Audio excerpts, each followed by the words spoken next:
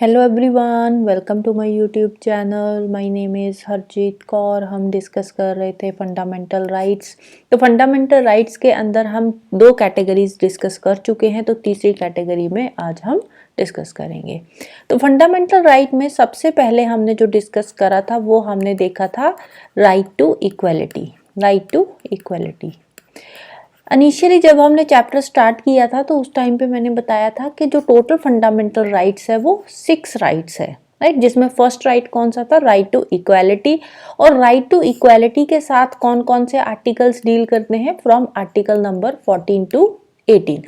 अब देखो ये जो 6 कैटेगरीज है ना, इंपॉर्टेंट है, इनको याद करना है कि कौन सी कैटेगरीज है फंडामेंटल राइट्स की और कौन कौन से आर्टिकल्स उनके साथ डील करते हैं। जैसे फर्स्ट कैटेगरी आती है right to equality. Equality rights जो हैं ये दे रखे हैं आर्टिकल नंबर 14 से लेकर आर्टिकल नंबर 18 तक। फिर आती है सेकंड कैटेगरी। सेकंड कैटेगरी कौन सी है? Right to freedom. Freedom rights इसमें दे रखे हैं। फ्रीडम राइट्स के साथ कौन कौन से आर्टिकल्स डील करते हैं? From article number 19 to 22। ये फ्रीडम राइट्स के साथ डील करते हैं आर्टिकल्स। देन आती है आपकी थर्ड कैटेगरी। थर्ड कैटेगरी जो आज हम डिस्कस करने वाले हैं कौन सी है? Right against exploitation. Rights against exploitation के अगेंस्ट जो है वो राइट्स यहाँ पे दे रखे हैं। Right against exploitation. तो इसमें कौन कौन से आर्टिकल्स आएंगे? तो इसमें आएंगे आपके आर्टिकल्स 23 एंड 24। तो ये दोनों आर्टिकल्स आज हम डिस्कस करेंगे। इसके बाद फोर्थ कैटेगरी जो है वो रिलीजन से रिलेटेड है, फ्रीडम ऑफ रिलीजन से रिलेटेड है।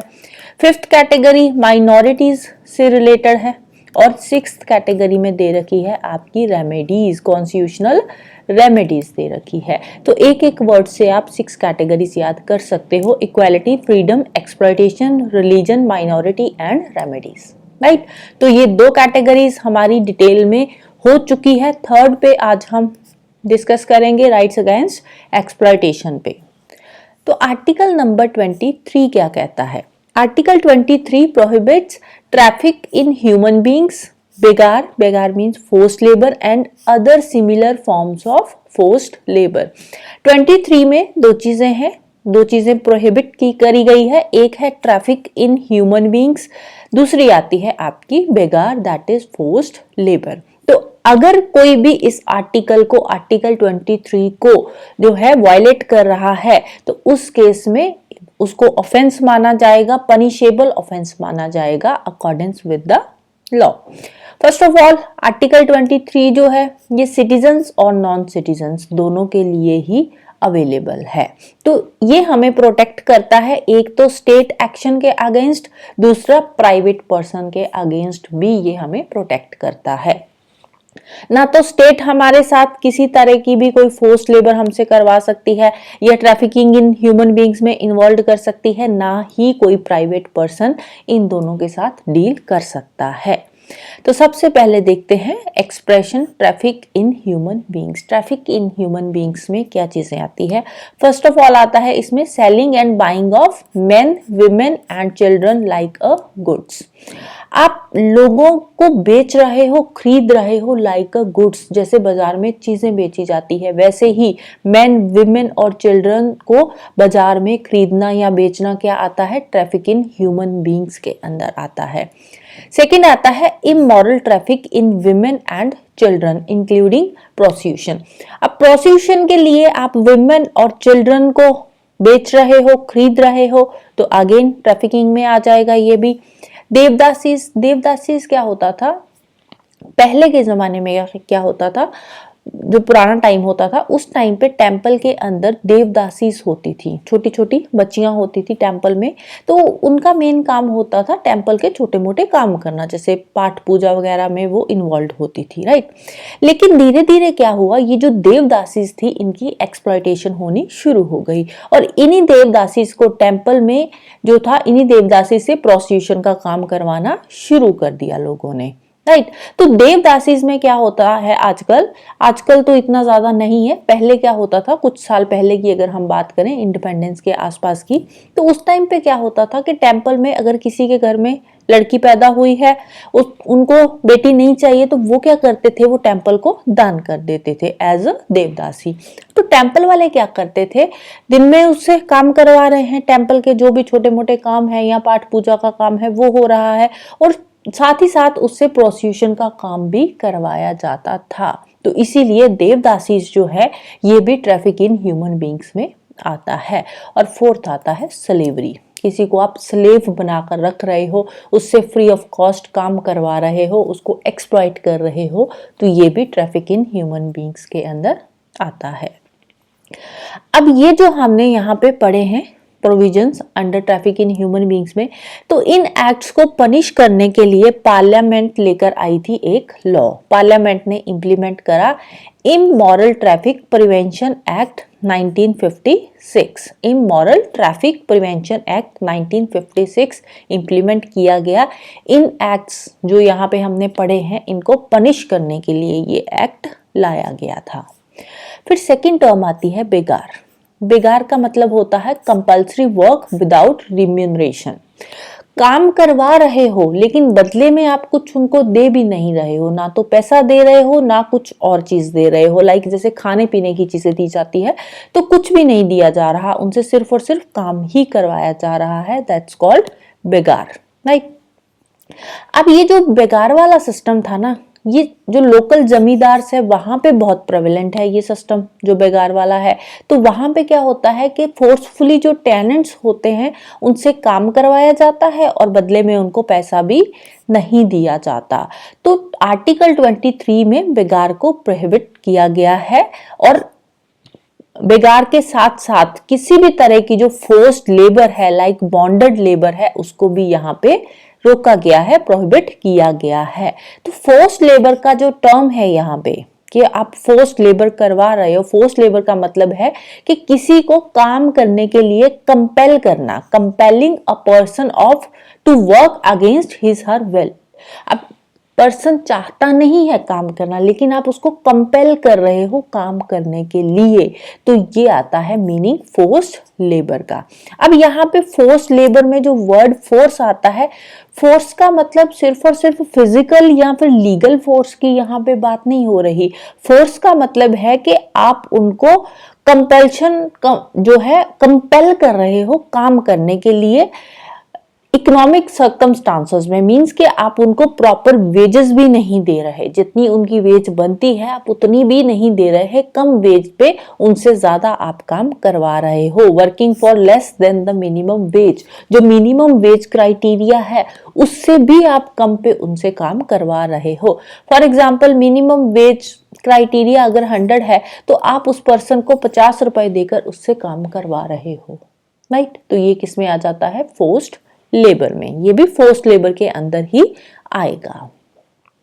तो यहाँ पे कुछ एक्ट्स बनाए गए फोर्स्ड लेबर को रोकने के लिए, जैसे कि bonded labour system abolition act 1976 आया, मिनिमम वेजेस एक्ट 1948 आया, कॉन्ट्रैक्ट लेबर एक्ट 1970 आया, इक्वल रिम्यूनरेशन एक्ट 1976 लाया गया। तो ये सारे के सारे एक्ट्स लाए गए थे फोर्स्ड लेबर या फिर बेगार को रोकने के लिए। लेकिन इसमें एक एक्सेप्शन भी है। एक्सेप्शन क्या है कि सपोज कल को कोई वॉर जो है शुरू हो जाती है, एक्सेप्शन आ जाती है इसमें, जैसे मिलिट्री सर्विसेज या सोशल सर्विसेज की आ जाती है, तो उस केस में जो स्टेट है वो कंपल्सरी सर्विसेज दे सकती है पब्लिक पर्पस के लिए। फॉर एग्जांपल, इसको एग्जांपल के साथ समझते हैं कि कल को इंडिया की किसी दूसरी कंट्री के साथ वॉर शुरू हो जाती है, वॉर चलती है लंबी, तो उस केस में हमें क्या चाहिए। अब देखो मिलिट्री में सिर्फ और सिर्फ जो होते हैं सोल्जर होते हैं, लड़ने के लिए ही लोग नहीं चाहिए होते हैं, राइट। जो लोग आगे जाकर लड़ रहे हैं तो उनको पीछे देखने के लिए, उनको पीछे खाना देने के लिए या उनके जो बाकी के काम करने के लिए भी तो कुछ लोग चाहिए होते हैं ना। उन तक खाना पहुंचाना है, वो खाना तैयार करना है, उन तक जो वेपन्स वगैरह है वो चीजें पहुंचानी है, तो उन सब के लिए भी तो चाहिए ना। तो मिलिट्री सर्विस में वॉर चल रही है, बहुत लंबी चल गई, तो वहां पे सरकार को चाहिए लोग। तो सोशल सर्विस बोलो या मिलिट्री सर्विस ही बोलेंगे, सोशल तो नहीं है, तो मिलिट्री सर्विस में वहां पे सरकार कंपलसरी कर सकती है कि जो 20 से 25 इयर्स की एज ग्रुप के लोग हैं उनको मिलिट्री सर्विसेज देनी पड़ेगी। ये कंपलसरी है जब तक हमारे वॉर चल रही है। और इस केस में सरकार चाहे तो बिना पे करे भी उनसे मिलिट्री सर्विसेज जो भी है वो ले सकती है। लाइक खाना बनाना, उन तक पहुंचाना, उनके कपड़े धोना, इस तरह से छोटे मोटे काम भी उनके करवाए जा सकते हैं इन केस ऑफ इमरजेंसी। जब कोई इमरजेंसी है, दूसरी कंट्री के साथ वॉर चल रही है, तो जो मिलिट्री ऑलरेडी इंप्लॉय करी हुई है वो सारी की सारी वॉर में बिजी है, तो बाकी के काम के लिए जो लोग चाहिए वो यहाँ से रिक्रूट कर रही है सरकार, राइट। तो यहाँ पे सरकार बाउंड नहीं है कि सरकार उनको पे करे, बिना पे करे भी फॉर अ टाइम बीइंग उनसे सरकार काम ले सकती है। या फिर कोई सोशल सर्विस फॉर एग्जांपल कल को फ्लड्स आ जाते हैं किसी एरिया में, तो यहाँ पे फ्लड्स आए हैं, उन लोगों की हेल्प के लिए किसी दूसरी एरिया के लोगों को बोला जा सकता है कि आप उनकी हेल्प के लिए जाओ, वहां पे पहुंचो, उनको खाने के लिए कुछ सामान दो, उनको पहनने के लिए कपड़े दो। तो इस तरह की जो सोशल सर्विस है वो भी सरकार इम्पोज कर सकती है, राइट। लेकिन यहाँ पे एक और बात है, तो ऐसी जो सर्विसेज, सोशल सर्विसेज या मिलिट्री सर्विसेज जो करवाई जाएगी उसमें सरकार किसी तरह का कोई भी डिस्क्रिमिनेशन नहीं करेगी on grounds only of religion, race, caste और क्लास। रिलीजन, रेस, कास्ट या क्लास के बेसिस पे डिस्क्रिमिनेशन नहीं करेगी। ऐसा नहीं है कि सिर्फ और सिर्फ हिंदू ही मिलिट्री सर्विसेज में जाएंगे या पारसी कम्युनिटी ही मिलिट्री सर्विसेज में जाएगी। तो यहाँ पे रिलीजन, रेस, कास्ट और क्लास के बेसिस पे डिस्क्रिमिनेशन नहीं होगा। अगर सरकार ने बोल दिया कि 20 to 25 इयर्स के एज ग्रुप के लोग जाएंगे तो सभी ही जाएंगे, फिर वहां पे रिलीजन, कास्ट या क्लास मैटर नहीं करती, राइट। नेक्स्ट आता है article number 24। Article number 24 prohibits the employment of children below the age of 14 years in any factory, mine or other hazardous activities like construction work or railway.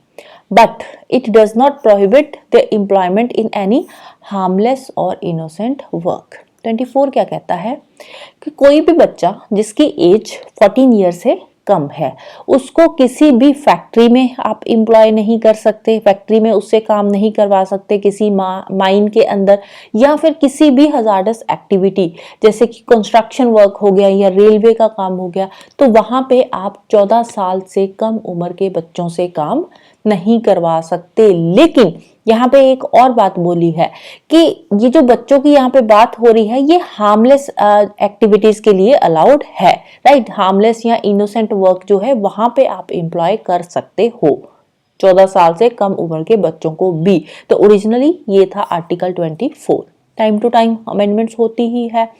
तो child labour को रोकने के लिए कुछ acts भी आए थे, जैसे कि child labour prohibition and regulation act 1986 आया, employment of children act 1938, factories act 1948, mines act 1952, merchant shipping act 58, plantation labour act 1951, motor transport workers act 1951, apprentices act 1961 आया, beedi and cigar workers act 1966, या फिर other similar acts prohibit the employment of children below certain age, कि एक particular age से कम उम्र के बच्चों को, ये जो हमने पढ़ा है कुछ काम ऐसे हैं जहां पे बच्चों को एम्प्लॉय नहीं किया जाएगा, राइट। अब 1996 के अंदर सुप्रीम कोर्ट ने एक फंड एस्टैब्लिश किया। फंड का नाम क्या था? Child labour rehabilitation welfare fund, child labour rehabilitation fund. अब ये एस्टैब्लिश करा गया था 1996 में, बच्चों के वेलफेयर के लिए ये फंड एस्टैब्लिश किया गया था। तो यहाँ पे सुप्रीम कोर्ट ने बोला कि अगर कोई भी पर्सन 14 साल से कम उम्र के बच्चों से काम करवा रहा है, किसी भी हजार्डस एक्टिविटीज में इन्वॉल्व है, तो उस पर्सन को फाइन देना पड़ेगा, 20,000 तक का उसको फाइन देना पड़ेगा। और ये जो फाइन होगा, ये फाइन कहाँ जाएगा? Child labour rehabilitation welfare fund के अंदर ये पैसा जाएगा, जो फाइन का पैसा होगा। और इस पैसे को यूज किया जाएगा बच्चों की एजुकेशन को इम्प्रूव करने के लिए, हेल्थ को इम्प्रूव करने के लिए और उनके न्यूट्रिशन को इम्प्रूव करने के लिए इस पैसे को फिर आगे यूज किया जाएगा, राइट। 2005 के अंदर एक कमीशन बनाया गया, commission for protection of child rights act 2005। अब इसके अंडर ये जो कमीशन था, इसके अंडर स्टेट लेवल पे और नेशनल लेवल पे कमीशंस बने। एक तो नेशनल लेवल पे नेशनल कमीशन बना, दूसरा स्टेट लेवल पे भी स्टेट कमीशंस बनाए गए for the protection of child rights and children's court, so that कि बच्चों को कोर्ट के अंदर स्पीडी ट्रायल दिया जा सके, जिनको फोर्स्ड लेबर में या जिनको ये जो कम उम्र के जो बच्चे हैं, 14 साल से कम उम्र के बच्चे हैं, उनसे काम करवाया जा रहा है, तो उनके अगेंस्ट प्रोटेक्ट करने के लिए स्पीडी ट्रायल भी प्रोवाइड किया गया, राइट। तो इसीलिए ये कमीशंस बनाए गए, स्टेट लेवल पे भी और नेशनल लेवल पे भी कमीशन बनाए गए थे। फिर 2006 के अंदर सरकार ने क्या बोला, 2006 में सरकार ने बोला कि जो बच्चों का एम्प्लॉयमेंट है ना, उसको बैन कर दिया उन्होंने, हर जगह से ही बैन कर दिया। पहले था कि 14 ईयर से कम उम्र के जो बच्चे हैं वो हजार्डस एक्टिविटीज में इन्वॉल्व नहीं होंगे, लेकिन इनोसेंट वर्क के जो है वो करवाया जा सकता है, इनोसेंट वर्क में इन्वॉल्व हो सकते हैं। लेकिन 2006 के अंदर सरकार ने जो बच्चों का एम्प्लॉयमेंट था उनको बिल्कुल ही बैन कर दिया एज अ डोमेस्टिक सर्वेंट और a workers in a business establishments.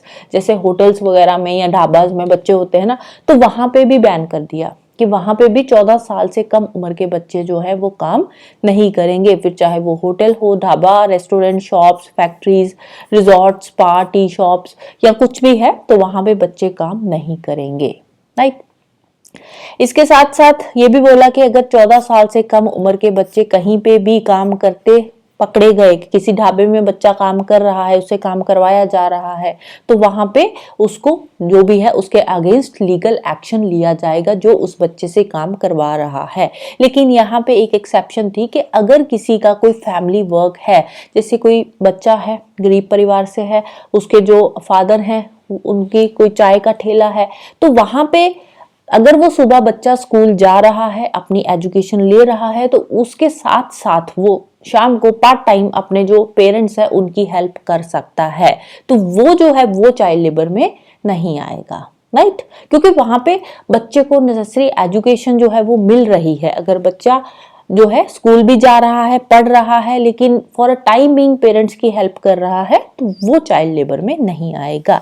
इसके अलावा अब जो सर्कस में फिर बच्चे काम करते हैं, तो सर्कस में जो बच्चे काम करते हैं वो चाइल्ड लेबर में आएंगे। और एक आता है चाइल्ड आर्टिस्ट, चाइल्ड आर्टिस्ट जो बच्चे मूवीज में काम करते हैं, तो ये भी चाइल्ड लेबर के अंडर नहीं आएंगे, चाइल्ड आर्टिस्ट जो है, राइट। नेक्स्ट आते हैं इन्हीं के अगेन जो चाइल्ड लेबर है, तो इसमें एक्ट आया था 1986 में, child labour prohibition and regulation act 1986। इसको 2016 के अंदर अमेंड किया गया, child labour prohibition and regulation amendment act 2016 आया, जिसके चलते हुए जो इस एक्ट का नाम था वही चेंज कर दिया। नाम क्या रख दिया? Child and adolescent labour prohibition and regulation act 1986, right.